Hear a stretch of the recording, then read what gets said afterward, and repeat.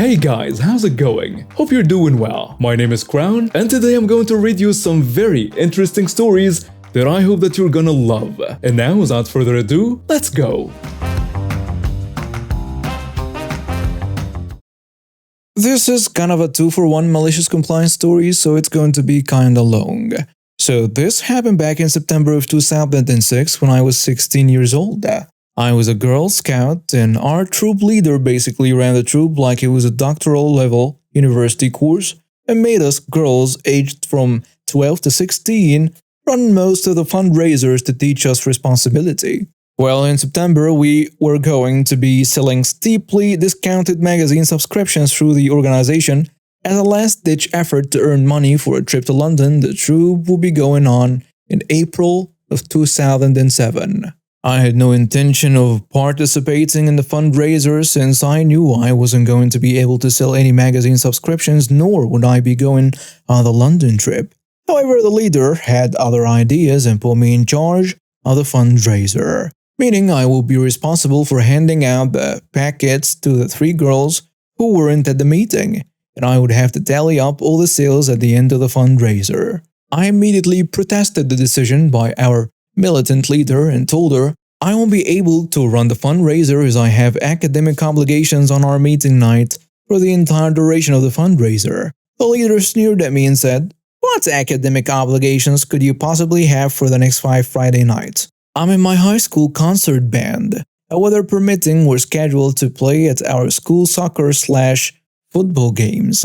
Each of the performances count as a full test grade, and missing just one performance will dock my grade a full letter." She sneered again and told me an extracurricular activity like band isn't an academic obligation. But ma'am, for me, concert band is an actual class like math or science, and I get graded for it. And I'm going to be studying music in college, so I don't care, you're still going to run the fundraiser. A few of the other girls offered to run the fundraiser instead, but the leader was adamant that I would be the one running the fundraiser, and she snapped, "No, she needs to step up and take some responsibility for a change, even if she's not coming to London with us." So cue malicious compliance. Number 1.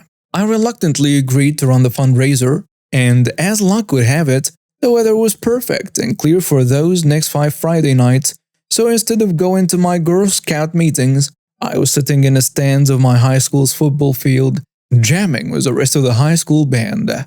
The night I went back to my Girl Scout meetings was the night I was supposed to turn in all the paperwork for the fundraiser as it was due the following Monday. I had nothing to turn in and my leader was furious with me. In front of everyone and a few of the parents, she screamed, "Thanks to you, the fundraiser failed." I then reminded her, "When you put me in charge, I told you I wasn't going to be able to run it because of school obligations, and you still decided to put me in charge. So I did the responsible thing and put my academics before my extracurricular activities. This fundraiser did not fail because of me. It failed because of you." After that, she looked like she took a bite out of a lemon, handed me her cell phone and said, "Call your mother to come pick you up. You are no longer a member of this troop. I'll change your status to Juliet, a Girl Scout who isn't a member of a troop, when I get home tonight." Before I left, she sarcastically sneered, "Good luck trying to find another troop to join." Cue malicious compliance number 2. After school the following Monday, I called the Girl Scout Council office for my region and asked if there were any cadet/senior troops in the county I lived in, and as it turned out, there was actually one in my hometown. I requested the leader's contact information and called her as soon as I got off the phone with the council office. I explained my situation to her, and if it would be alright if I joined her troop. She said of course, and gave me the troop number and the troop crest. So later that week, I went to the Girl Scout Council store to pick up my new troop's insignia, and that Friday night joined my new troop. But it doesn't end there. Before I left that first meeting, my new leaders asked my mother and I if I wanted to join them for a Girl Scout seminar that was going to be held the next morning at a local hotel. I agreed to go, and the leader added, "Just so you know, your last troop leader is going to be there. Is that okay? I don't know if you want to see her so soon after what happened."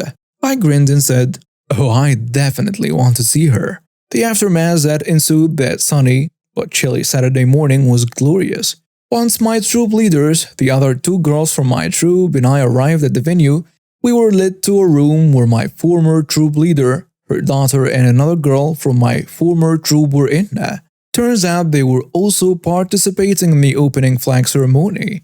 The look on the leader's face when I entered the room wearing the full insignia for another cadet/senior troop just a week after she kicked me out of her troop was just priceless.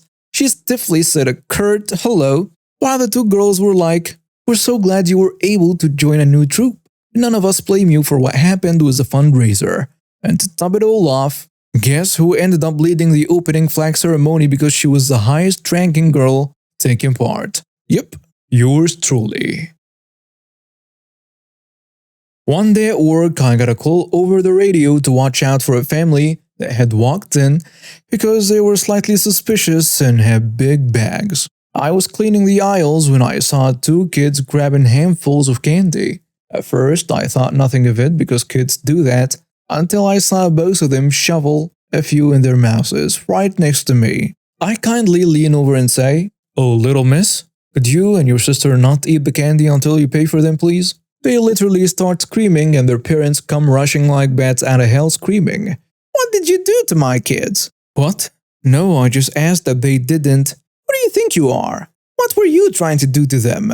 "Nothing. They were just eating the candy and I—" "Help us! There's a pedo in here!" I sigh and say, "Oh, this isn't going well," under my breath. My manager starts walking up, kind of just sighing because of what he just heard. What happened? Both parents start screaming and hollering over each other, so neither I nor the manager can really understand them. My manager turns to me and asks what happened. The kids were eating the candy and I just asked them not to before paying. Also saw one of them stuff a few in her pink bag too. "Okay, let me handle this." Karen then yelled, "How dare you accuse us of stealing?" My manager asks, "May we see the bag, miss?" "Absolutely not. How dare you accuse us when this pedo tried to kidnap my children?" I look over and see the kids putting more candy into their bags and I point them over to my manager. "Well, I hope you're planning to pay for those." As he points over to the candies that both kids are still shoveling in by the handfuls into their bags and mouths. "What even for? They are only 10 cents anyways. We even asked how much they were, so what if a few go missing? It's not like they are $100 each. Either way, your worker needs to be arrested right now for trying to kidnap my children." "Ma'am, that's not going to happen because I know how my employee is and he's definitely not like that. However, I may have to call the police if you don't pay for those, and you will be banned from the store if you refuse." The dad walks in front of his banshee of a wife and points a finger at me and my manager. "That son of a gun nearly took my kids and now you're threatening us? You don't talk to my wife or me that way, you understand?" "Sir, I'm going to need you to calm down or else I will be calling security and the police."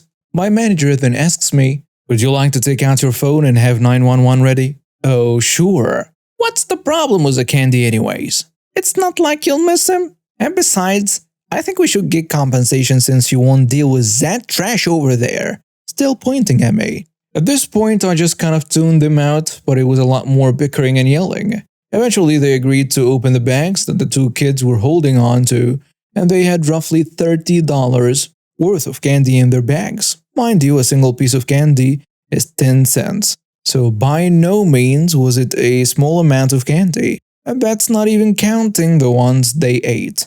Needless to say, they were banned from the store, and my manager came to me later. "You're right?" "Yeah, fine, why?" "Well, not every day you get called that word, you know?"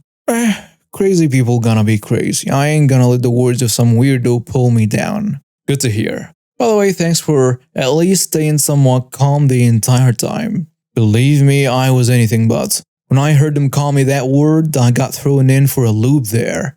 Honestly, I was wondering if the dad was going to hit me. Wouldn't have come to that. People like that are old talk. Yeah, but if a 300-pound tank came up and started talking crazy to me, I'd be intimidated, wouldn't you?" My manager and I had a good laugh for a bit after they were gone. I don't think the authorities were called, at least not by us, but they were at the very least banned from our store. Gotta love when people think they can just take what they want and call people whatever insult they can see fit. This all took place 5 years ago. At this time, I had just purchased my first house, but told no one about it. I wasn't even dating at this time. It was a huge 3-bedroom townhouse well outside of the nearest city, and it came with 10 acres of land. Somehow word had gone around that I had just bought a house. I hadn't even moved in at this point. It wasn't long before my entitled aunt found out and apparently made plans to move in and live there despite the fact I hadn't even moved in yet. It wasn't long before I got a call from her. The first thing out of her mouth on this call was not even so much as hello first. Make sure I have a key when I arrive and move in. I'm like, excuse me? Move in? Yes, I'm going to live there and I will allow you to live there too as long as you don't cause issues and get loud. I told her no. You're not moving into my house. I will be thrown out if you try. I'm packing my stuff now, she said that, as if my word was meaningless. And I'll be there first thing in the morning. And you had better have my key in hand then. And she hangs up. As a result, I called the cops, who put me in touch with the local sheriff's department. I explained what was going on, so they told me they would have a patrol check the property from time to time and run off anyone that was not supposed to be there and would arrest those that refused to leave. As it turns out, my entitled aunt tried to go to the property that night and drop some of her stuff off. I was caught by the patrol and told to leave.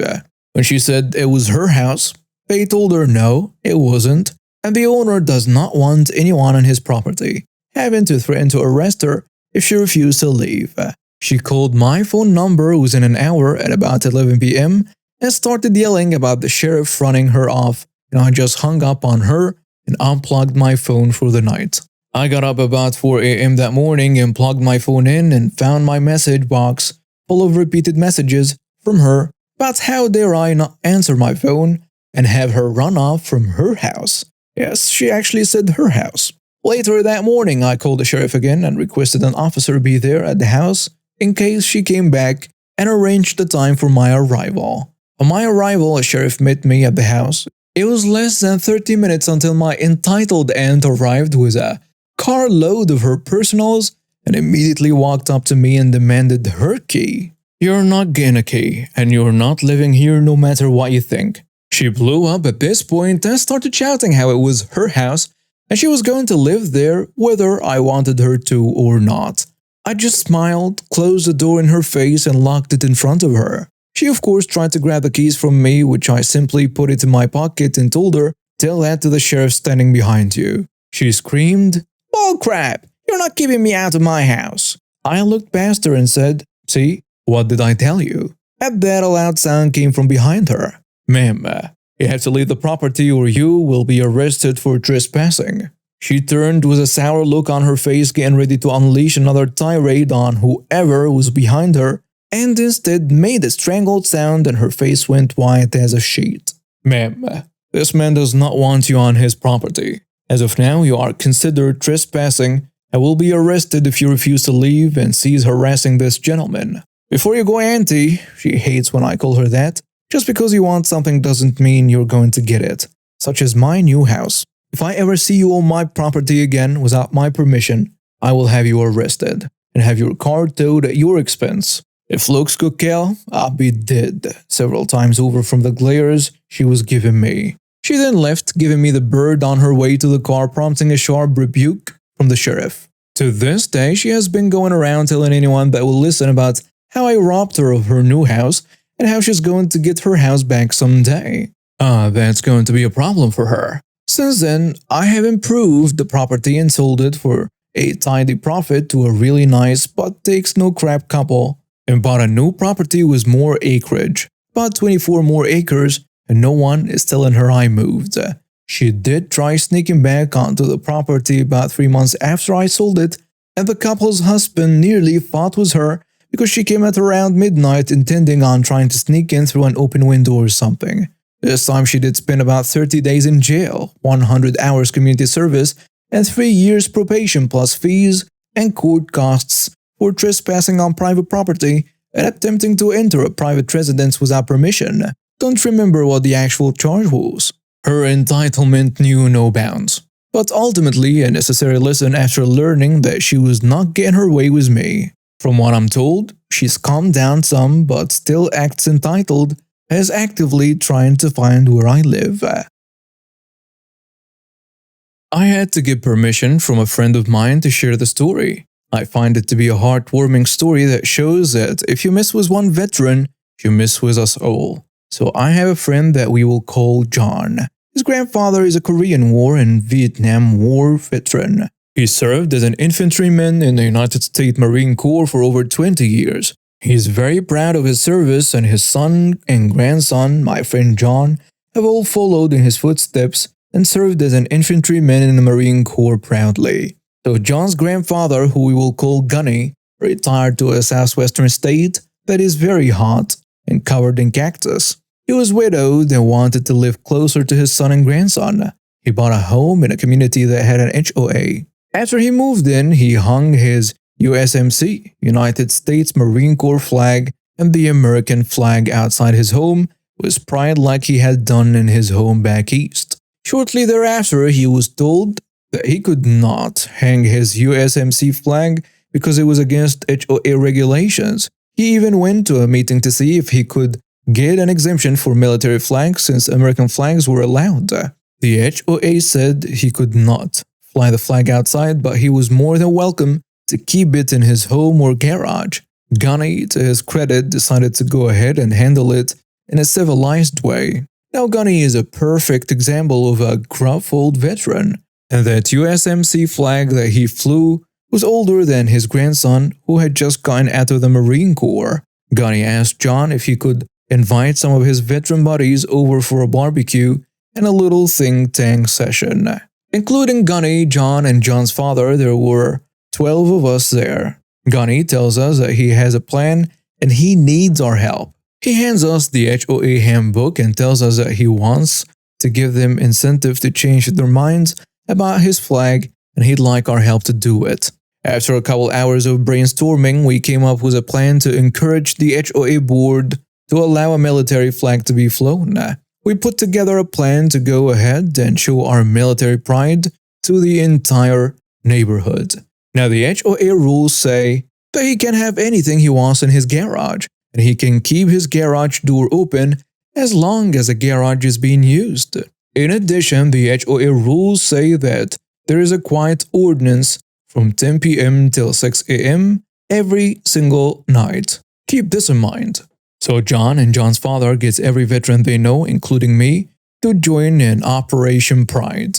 Starting on a Monday, several of us gather outside Gunny's home, and at 6 a.m. sharp, we play Reveille over a boombox. We even stand in formation and do calisthenics right there on his front yard, loudly counting off as though it were boot camp.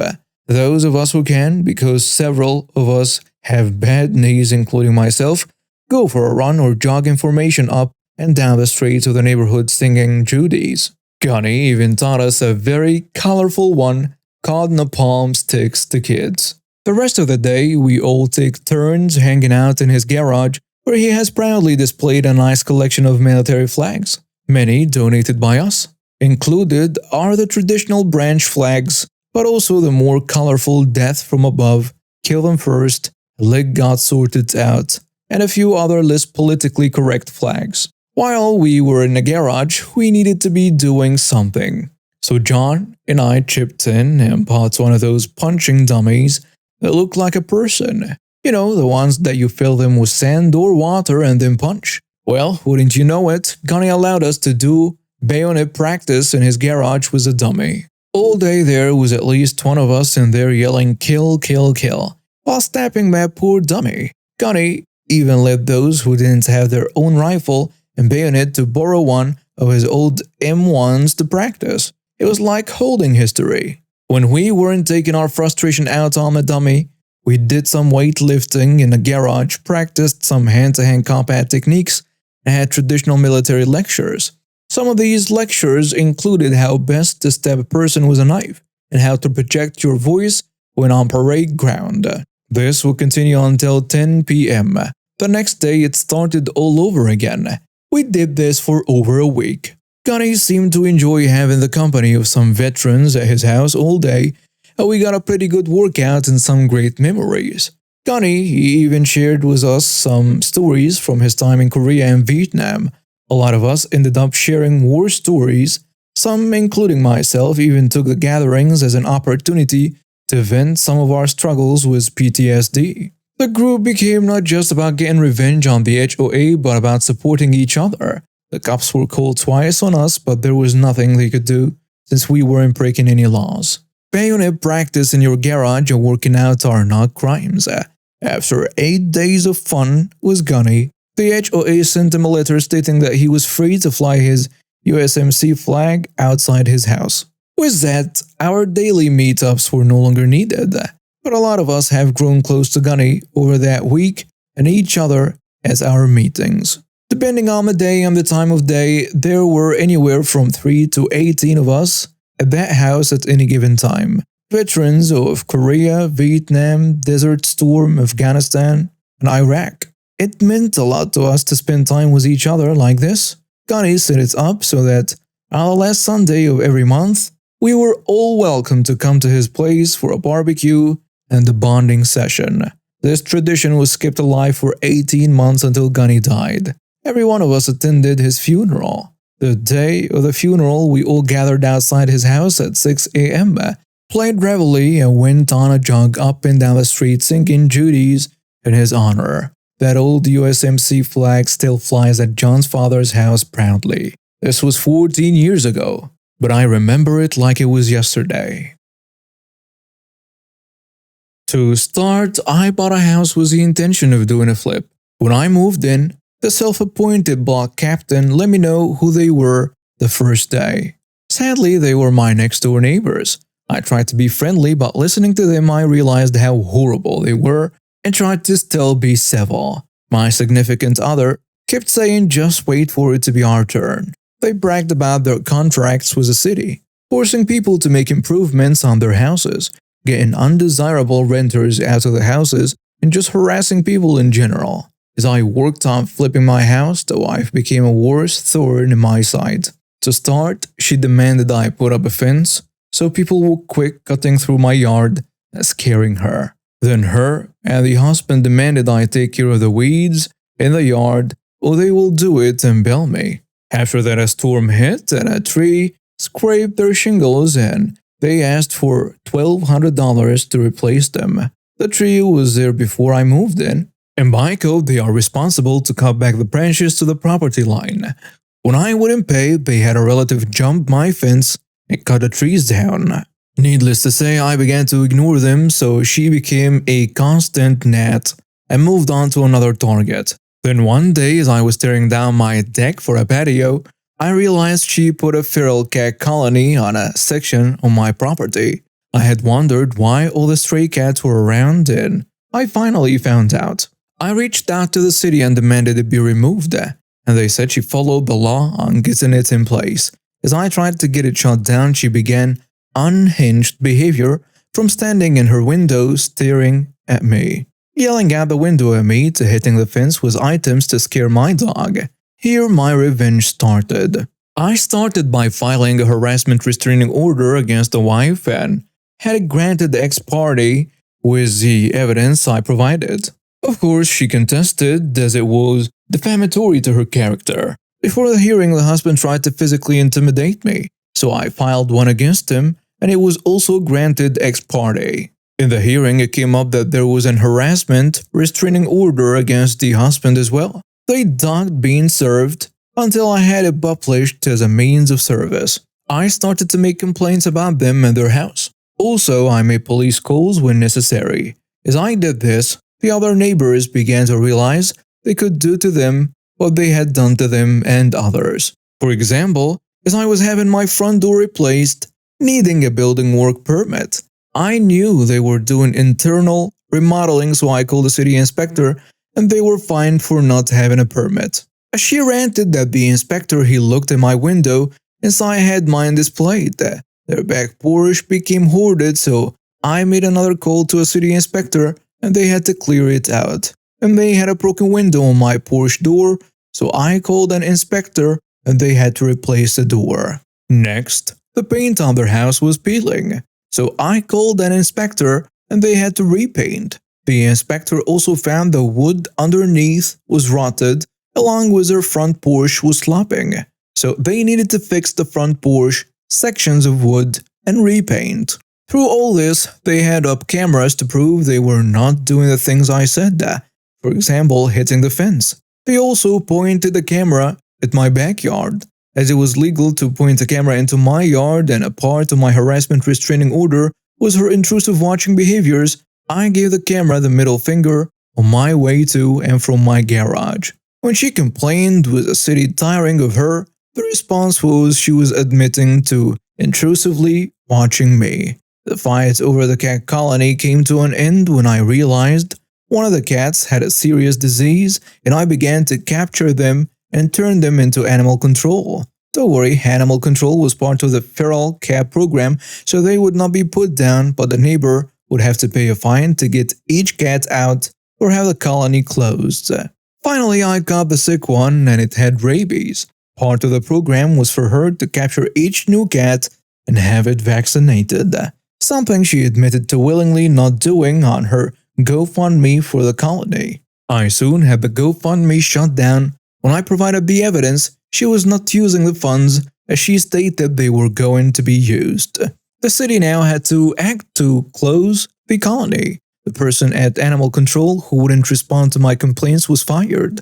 The neighbors called in a city mediator who we met with, presented all the evidence and said we would not meet with them, and provided extremely racist tweets they made about neighbors. The city cut ties with them as community leaders. With their power to bully gone and having spent what I can only imagine in fines and repairs like they did in numerous other neighbors, after 14 years they sold their house and moved out, way out to the suburbs where they only have one neighbor about 50 yards away. They knew I was wrapping up my flip and would be out in less than a year. Without being able to bully their neighbors with people having their back, they seemed to have no further reason to stay. Needless to say, I did several more things to wear them down. Finally, when I listed my house, it was sold, while theirs was still on the market. As a final FU to them, I reported to the county they have both the new and old house listed as their homestead, meaning they were paying less in property taxes, so they got hit with more fines on the way out. I've worked as an independent contractor in the IT field for over 20 years, doing all manner of things, from creating simple HTML sites to managing a big hotel's complete IT infrastructure. One of the many clients I had back in the day, I was coding big-ish custom websites with a rental company. Now, I had heard a lot of warnings about not working with this guy that owned it. He had a reputation that he was sharp as a tack, backstabbing and conniving. He was a lawyer after all. So I went into the partnership with that in mind. He wanted a new website for his renting gig, where people would list their home for rent, renters would sign up and pay a subscription to the site, and he would get the whole lot. Nothing out of the ordinary there. So we make a pretty good deal on paper, we sign it, and I get started on a project. Coding everything in PHP goes well, but he demands subtly that I show him progress only a week into the process. He wants to see the website front now. This is just the tip of the iceberg. I tried explaining to him that the front-end work isn't scheduled to start until after 6 weeks of back-end programming, and that I only have pure code to show right now. The contract we signed clearly states this. He then gets on his high horse and demands that I put everything on hold to do the front end first, design, and then program. I, being really young at the time and fairly naive, agreed to this without asking for it to be added to the contract as an addendum and started working on the design now. Now the contract stated that I was given free reign of the design decisions as long as I maintained the same color scheme and used the same logo on the site. So I made a fast draft in Fireworks. This was back when it was a micromedia product before the Adobe acquisition. And within 2 days I showed him. He is not impressed and demands a different direction and sets up a list of demands. I, as always, aim to please the customer and do just what he wants. I design a new layout with his list of demands, but he doesn't like that either. That's how the next 3 months go. A never-ending circle where he's never happy with anything. Now, close to 4 months into the project, he demands to see a working showcase of the backend, and I point out that he himself changed the order and how the project was being done and had demanded that I do the front-end design first instead of the back-end as stated in the contract, which he now turns on me and says, yes, the contract we both signed says you will have a working back-end to show me at the end of the month. If you don't honor that, I will have to take my business elsewhere and seek compensation for your lack of professionalism. Okay, I now have 12 days to do a back-end for the site. So I get a friend to help me and we work tirelessly through a weekend and I have a good base to work from in 9 days. Mind you, at this point he has only paid the security on the contract, about 5% of the total price, and has shielded himself from pain by hiding behind, well, if you can't honor the contract, why should I? Finish XX work and then I'll pay as per the contract. Remembering now all the warnings I had heard about this guy, I decided to add a special function to the code just to be safe. More on that later. So now it's the end of the month. We have a front-end design he's okay with, a back-end that has been finished to about 85% of what is required according to the contract, and I still have 1 month left to finish everything up. Time for show and tell. Since I was working on this development, I was running it on my own dev server and showed him this in a browser on his computer. I mentioned to him that since I only had 512 kilobytes per second upstream from the server, it might lag a little, but it wouldn't when it would be put on the productional server he has his website on at his hosting company. He says that's okay and the demonstration goes on. As I'm showing him the site, both front end and back end, I can see he is immensely happy with it, although he would never say so out loud. He's trying to hide his smile that pops up regularly and his eyes gleam with all the added ways he can now start making money from. Anyway, he now says that it's way too slow, this is wrong, that is wrong, and blah blah blah. I want you to put it up on my broad server and see how fast the speed is, he asks me. Okay, no problem. I can make that happen. Please pay 50% of the contract and I'll get right on it. I then wait a few days and then I get an email from him where he includes a forward message from the bank detailing a transaction from him to me to the amount of the 50% I asked for. So I push the system to his productional server so he can take a look at it. I then send him an email stating that he can try the system with the supply credentials. What he doesn't know is that I knew he had been fishing around for another programmer to do this project, to pick up from a lazy deadbeat who couldn't do anything right. So I knew he would most likely try to screw me. What I also suspected was that the email he sent me was a transaction proof was a fake, which it ended up being. Bro revenge number 1. Remember that small function I mentioned? Well, what it did was if user X, his user, tried to remove user Y, my admin, from the system without one setting being changed and the configuration first, the system will first delete and purge the database and then remove all the documents in a web root. Well, not 5 minutes after he reads the email from me, he does just that. He tries to delete my admin user from the system to lock me out. And guess who has nothing of the project left?